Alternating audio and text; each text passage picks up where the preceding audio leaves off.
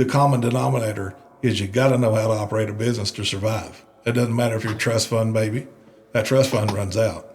It doesn't matter if you buy a used truck, fleet truck, whatever it may be. If you prepare and you operate your business in a sufficient manner, you will survive 90% of the time. That's pretty much it. But a person's got to be honest with themselves on where they actually sit too.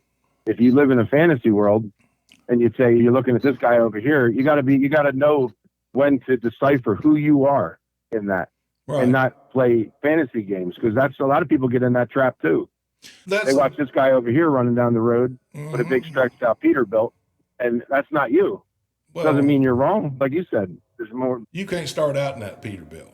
And that's what everybody wants to do. And I hear people time and time again, I have people call up and say, man, I'm going to go get me a big W900. That's my dream truck. Well, keep it a dream, because you're not going to be able to start out. You do not have the connections.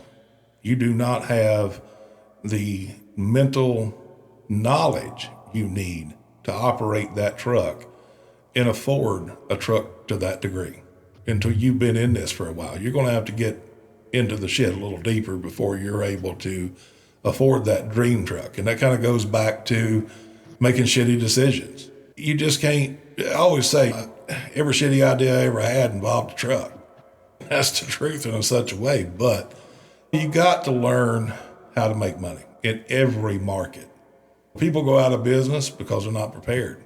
They go out of business because they don't know how to run sufficient. I mean, how can one guy make money and pay his bills and the guy beside of him file for bankruptcy?